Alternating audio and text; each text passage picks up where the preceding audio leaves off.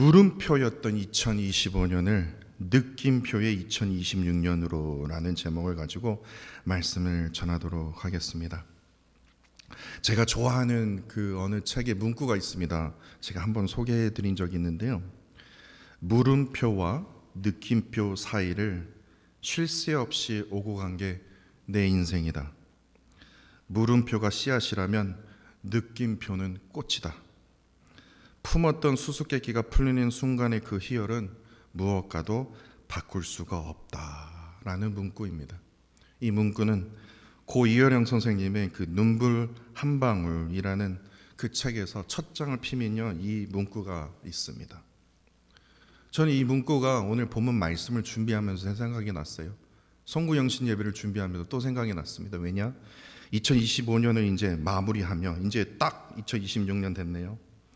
이제 2026년 새해를 이제 우리가 맞이하고 있는 이 시점에 말 그대로 물음표와 느낌표 이 사이를 서는 시간이라는 거예요. 지난 한 해를 돌아보면요, 우리의 인생에요, 여전히 풀리지 않는 질문들이 남아 있습니다. 그렇지 않습니까? 2025년도에요, 품었던 그 질문이 있지 않습니까? 왜 그런 일이 일어났었는지 알 수 없었던 순간들, 기도는 했지만 응답처럼 느껴지지 않았던 시간들, 정말 진짜 땀과 눈물로 최선을 다했는데도 결과가 내 생각대로 되지 않았던 순간들이요, 모든 것들이 여전히 지금 강한 물음표로 남아있다라는 거예요. 저만 그렇습니까? 저는 아직도 물음표가 있거든요. 그러나 동시에 우리는 이렇게 고백할 수가 있습니다. 그럼에도 불구하고도 우리가 여기까지 살아왔고 또한 무너지지 않았으며, 또한 더욱이 이 시간 이 자리에서 하나님을 예배하는 그 자리에 서 있다라는 그 사실 자체가 어쩌면 하나의 느낌표라는 사실 아닌가라는 생각을 해보았습니다. 2025년에 이제 설교한 거를 쫙 모아놓으니까 100편 이상의 설교를 제가 준비를 했더라고요. 근데 설교하는 목사로서 늘 뭐 성경을 딱 보면 뭐 제가 목사이니까 뭐 다 아는 건 아닙니다. 성경 말씀 묵상하면 저는요, 늘 목사로서요, 설교하는 목사로서 큰 물음표를 안고 성경 말씀을 연구하고 묵상해 왔습니다. 그 여정 속에요, 제가 돌아보니까 큰 은혜도 있었어요. 받은 은혜가 너무나 컸습니다. 그러나 여러분들 그거 아세요? 저는요, 그 받은 만큼의 그 은혜가 있었지만 제 마음과 몸이 함께 아팠던 시간이 그만큼 더 많았습니다. 어떻게 은혜를 받았는데 뭔가 마음이 아파요? 어떻게 그럴 수 있냐고요? 왜냐? 말씀을 묵상하잖아요, 제가 생각했던 것과 전혀 다른 방향을 하나님이 말씀하시거든요. 나는 이렇게 하고 싶은데, 이렇게 행동하고 싶은데 하나님이 이렇게 하지 말래요. 그게 은혜예요. 그게 뭐가 아파요? 한번 해보세요. 나는 이렇게 살고 싶은데. 말씀은 그렇게 살지 말라는 거예요. 그러니까 내 뭔가 마음이 이제 아파오기 시작하더라고요. 내가 생각했던 것과 전혀 다른 방향을 읽으실 때마다 물음표가 생기는 거예요. 하나님 왜 나에게 왜 그러냐고요. 그야말로 그냥 치열한 영적 몸부림이요. 난 이렇게 하고 싶은데, 난 이렇게 말하고 싶고, 난 이렇게 행동하고 싶은데 하나님의 말씀에 그렇게 하지 말라는 거예요. 그러니까 마음이 아프고 몸이 아픈 거예요. 그러나 이게 나쁜 것만이 아니더라고요. 생각해 보니까요, 깨닫고 은혜 받은 말씀 때문에 내 마음이 아프고요, 몸이 아프다라는 것은 결코 나쁜 현상이 아니다라는 거예요. 오히려 그것이 좋게 생각하면요, 영적으로 살아있다라는 분명한 증거, 신호라는 겁니다. 말씀이 나의 생각과 충돌하게 돼요. 그 충돌하는가 동시에 내 삶의 방향이 막 수정이 됩니다. 내가 붙들고 있었던 그 확신을 이제는 다 내려놓게 될 거예요. 그 과정 속에서 불편합니다. 때로는 몸이 아파와요. 막 머리가 지끈지끈 아플 정도로 막 하기 싫을 때도 있어요. 부인하고 싶을 때도 있어요. 그러나 그 아픔은요, 그 불편만은 그 파괴의 어떤 불편함, 내 몸을 막 무너뜨리는 그런 아픔이 아니다라는 거예요. 살아있기 때문에 씨름하고 있기 때문에 하나님께서 원하시는 영적 성장에 정말 필요한 아픔이라는 거예요. 그런데 반대로요, 말씀 앞에서도요, 아무런 질문이 없어요. 마음의 불편함 전혀 느끼지도 않습니다. 말씀 앞에서도요, 삶의 변화 없이 그야말로 그냥 편안하거든요. 너무 할렐루야예요, 항상. 이거는 진짜 솔직히 말하면 더 위험한 신호, 위험한 증세가 될 수도 있어요. 왜 그러냐? 말씀이요, 삶의 중심이 아니라 말씀이 그냥 가장자리에 머물러 있기 때문에 그래요. 그래서 영적인 아픔은요, 피해야 할 것이 아니다라는 겁니다. 감사히 받아야 할 하나님의 은혜라는 겁니다. 물음표가 계속해서 생겨날 겁니다. 말씀을 읽으면요, 물음표가 생겨나요. 그러나 그 물음표 속에 우리가 그 물음표가 내 안에 지금 품고 있다는 것은 사탄이 주는 그게 아니라 하나님께서 우리를 포기하지 아니하셨다라는 증거입니다. 여전히 지금 우리에게 질문하시고 우리를 지금 부르시고 우리를 지금 모난 부분을 다듬고 계신다라는 뜻이에요. 그리고 그 물음표를 붙들고 말씀 앞에 머무는 사람에게 하나님께서는요, 반드시 때가 되면, 그때는 제가 언제인지 모르겠어요. 그러나 반드시요, 때가 되면 그분의 하나님의 그 방식으로 이거 왜 이러지? 여기서부터요, 이거였구나. 느낌표를 하나님께서 때가 되면요, 반드시 허락하여 주신다라는 거예요. 2025년의 그 끝자락에서 이제 2020년을 우리가 맞이하고 있는데, 아직까지도요, 우리의 삶의 모든 질문에 대한 답을 우리는 가지고 있지는 않습니다. 그러나 분명한 것은요, 세상 사람들과 달리 우리는 그 질문들을 가지고 지금 하나님 앞에 지금 나아갈 수 있다는 거예요. 오늘 성국연신 예배에 나온 이유도 이거예요. 내가 가진 이 물음표들 하나님 앞에 다 내려놓는 거예요. 그러나 하나님께서요, 때가 되면요, 할렐루야, 주님을 찬양합니다. 주님 감사합니다. 하나님께서 그래서 저에게 이러한 고통을 주셨군요, 이러한 역경을 주셨군요 라고 고백하는 그 느낌표의 그 은혜를 하나님께서 우리에게 허락하여 주신다라는 거예요. 그래서요, 저 오늘 설교 제목을요, 물음표였던 2025년을 어떻게 해요? 느낌표의 2026년으로 저는 하나님께서 우리를 인도해 주실 거라고 저는 믿습니다. 바로 오늘 본문이 이를 생생하게 증거하고 있는데요, 오늘 본문 1절과 2절에서요 두 번씩 강조하는 게 있습니다. 주보를 보시면 여기 말씀이 있어요. 1절 2절에 보면요, 뭐 날짜가 이렇게 중요한지, 일곱째 달 초하루, 1절에서는 그러고 2절에서는 1절에서는 일곱째 달, 그리고 2절에서는 일곱째 달 초하루라고 꼭 날짜를 이렇게 기록한 것은 그만큼 중요한 날이기 때문에 그래요. 왜냐? 레위기 23장 24절에 보니까요, 오래전에요, 하나님께서 모세에게 이렇게 명령하셨더라고요. 이스라엘 자손에게 말하 이르라, 일곱째 달 곧 그 달 첫날은, 지금 오늘 본문의 그거예요. 그 날은 너희에게 쉬는 날이 될지니 이는 나팔을 불래요. 나팔 하고 부르는 거 있잖아요. 나팔을 불어 기념할 것이로 성회라 라고 되어 있어요. 그러니까 일곱째 달 초하루는 다시 말해서 나팔절이에요. 그런데 이스라엘 백성들에게는 이 나팔절은요, 단순히 그냥 절기 이상의 그 의미가 숨겨져 있다라는 거예요. 그러니까 나팔절이라서 나팔 소리를 듣는 그런 절기가 아니라 하나님께서 나팔로 하여금 백성들을 깨우시고 성회라, 다시 말해서 백성들을 모으는 그 날이 바로 나팔절이라는 거예요. 그러니까 나팔은요, 하나님의 개입하심을 알리는 신호예요. 나팔이 불었다라는 것은 하나님이 역사하시겠다라는 거예요. 하나님께서 만지시겠다라는 거예요. 그 신호라는 거예요. 전쟁의 위기 앞에서 공동체의 그 방향을 정할 때, 그 무엇보다도 하나님 앞에 다시 서게 하실 때 언제든 하나님께서는 나팔을 우리 앞에 부르셨다라는 거예요. 이 나팔 소리는 지금 우리가 하고 있던 일을 잠시 멈추고 무엇을 바라봐야 됩니까? 하나님을 바라보라는 그 신호라는 거예요.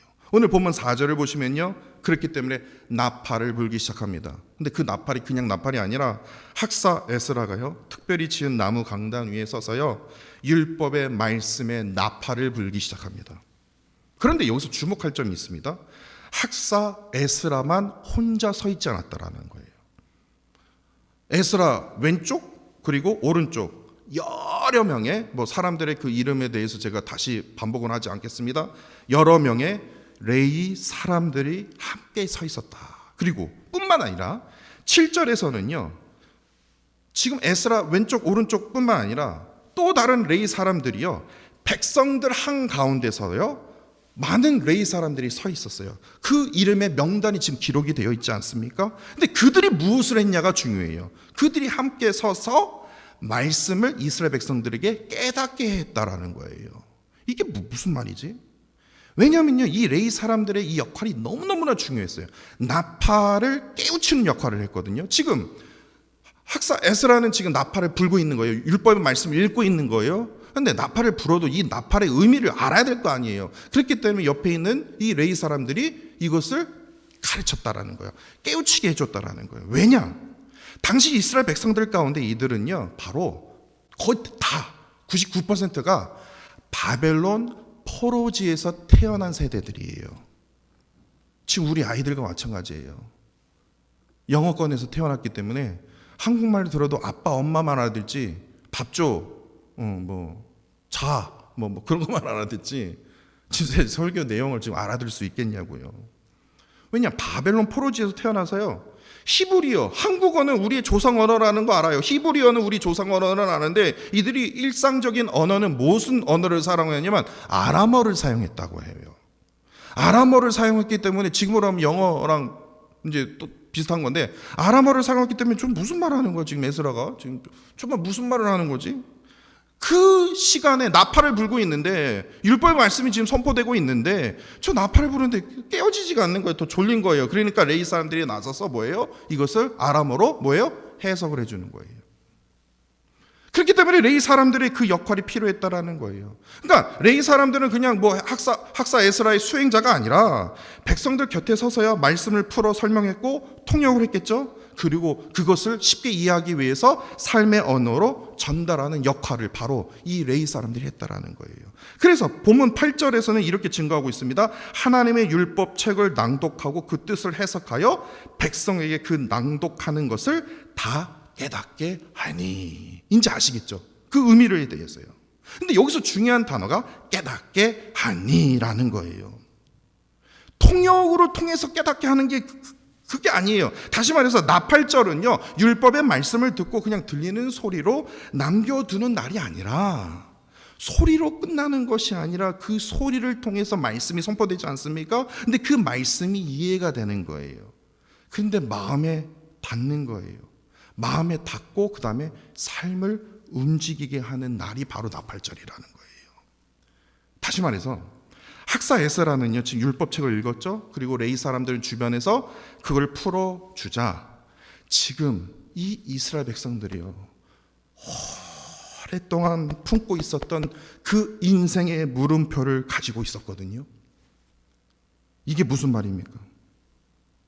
왜 우리가 이렇게 포로 생활을 이렇게 오래 했었지? 지금 포로 생활 끝나고 다시 고향으로 돌아왔는데 우리가 이거 어떻게 잘 살 수 있을까? 새롭게 지금 우리가 2026년을 지금 맞이하고 있는 이 시점과 거의 비슷한 거예요. 새해에는 새로운 시작의 이 삶을, 이 새로운 곳에서 내가 새롭게 시작할 수 있을까? 인생의 물음표를 가지고 있었어요. 풀리지 않는 그 물음표를 갖고 있었는데 지금 학사 에스라가 시끄럽게 지금 나팔로 율법의 말씀을 선포하고 있고, 그 시끄럽게 들리는 그 나팔의 그 율법의 말씀을 레위 사람들이요, 그 내 인생의 물음표를 가졌던 그들에게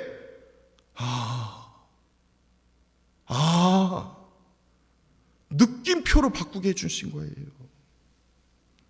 사실 이러한 장면은요, 지금 아주 중요한 사실을 우리에게 가르치고 있다는 거예요. 2026년을 앞두고 여전히 풀리지 않는 그 물음표가요, 우리 안에 여전히 남아있지만 그 질문을 안고요, 끝까지 예배의 자리로 말씀 앞에 설 수 있다는 그 사실 자체가 하나님께서 우리를 여전히 붙들고 계신다. 너의 물음표, 너의 지금 갖고 있는 그 문제들 내가 끝까지 안다라는 거예요. 이해한다라는 거예요. 반드시 이루리라. 주께서 일하신다. 역사하신다. 그렇기 때문에 하나님은요, 그 물음표를 가진 사람들을 절대로 외면하지 않는다라는 거예요. 오히려 그 물음표를 통해서 우리를 깨우시고요, 말씀으로 우리를 다듬어 주시고, 때가 되면요 하나님의 방식으로 물음표의 은혜가 아니라 느낌표의 그 은혜를 허락하시는 그러한 전능하신 하나님이시라는 겁니다. 그렇다면 느낌표의 그 2026년은 어떤 방식으로 우리 앞에 열리게 될까요? 오늘 본문은요 그 방향을 분명하게 보여주고 있지 않습니까? 9절 말씀입니다. 백성이 율법의 말씀을 듣고 어떻게 해요? 다 우는지라. 아시겠죠?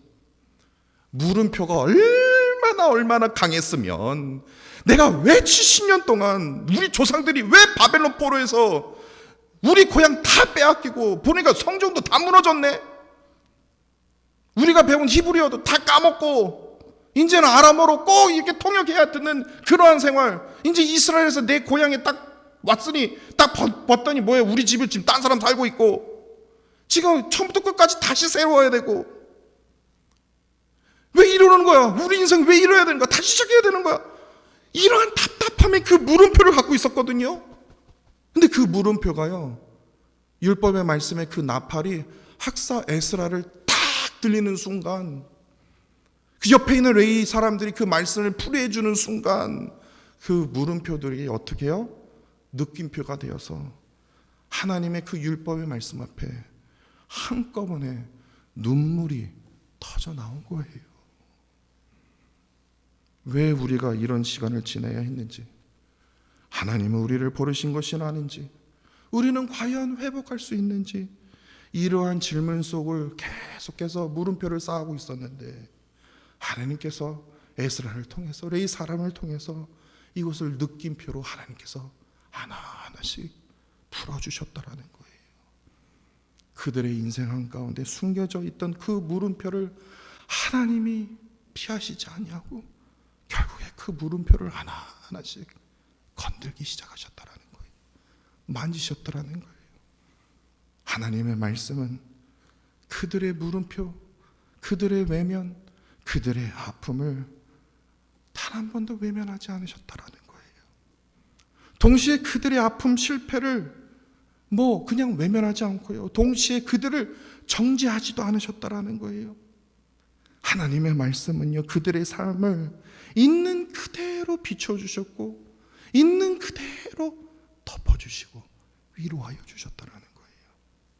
그 결과 백성들이요, 마음에서는요, 그 하나님의 위로하심, 하나님의 그 사랑이요, 그 사랑을 깨닫는 순간 느낌표가 되어서 자연스럽게 그들의 얼굴에, 그 눈에 눈물이 주르르 흘러났다라는 거예요.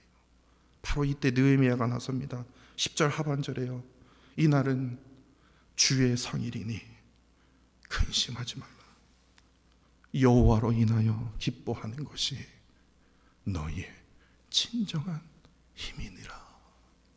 이제 이 말씀이 이제 이해가 되시죠? 울지 말라, 왜 창피하게 우냐, 이 말이 아니에요.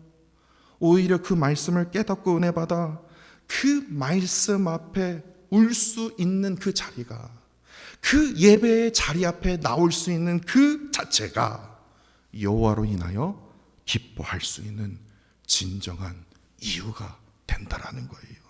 다시 말해서 지금 방금 들었던 율법의 말씀으로 인하여 내 마음이 흔들리죠. 흔들리고 눈물이 흘리며, 또한 자기의 삶의 그 방향을 다시 돌아보게 되었다라는 그 사실 자체가 이미 인생이요, 하나님이 원하시는 올바른 자리로 다시 지금 맞추어 가고 있다라는 그러한 현상이라는 거예요. 사랑하는 성도 여러분, 느낌표의 2026년을 기대하고 있지 않습니까? 2026년의 그 느낌표는요, 아무 눈물도 없는 해, 아무 질문도 없는 해가 아닙니다. 느낌표의 2026년은요, 말씀 앞에 울 수 있는 사람입니다. 말씀 앞에 아파할 줄 아는 사람이라는 거예요. 말씀 앞에 하나님, 저 정말 하기 싫거든요. 근데 하나님이 말씀하시면 제가 이 일을 악물더라도 제가 십자가 지겠습니다. 그런데 거기서 끝나지 않아요.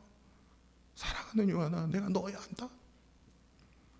내가 너를 통해서 느낌표로 내가 바뀌어줄 거다. 그래서 말씀을 보면 울게 되는 거예요. 찬양을 부르게 되면 울게 되는 거예요. 왜냐? 하나님께서 나를 절대로 포기하지 않으시는 하나님의 그 손길이 있거든요. 그 말씀이 있거든요.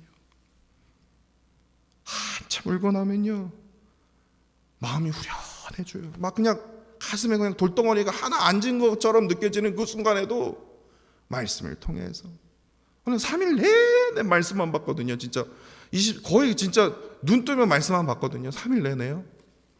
근데 그 속에서 하나님의 그 회복과 그 약속의 그 은혜를 또 다시 한번 저는 느끼면서 저 스스로 회복할 수 있는 그 시간을 가진 게 된 게 얼마나 감사한지 모릅니다. 2026년 새해에는요, 가장 깊은 두려움이 아니라, 가장 깊은 걱정이 아니라 가장 깊이 맡김으로 살아가는 한 해로 삼으십시오.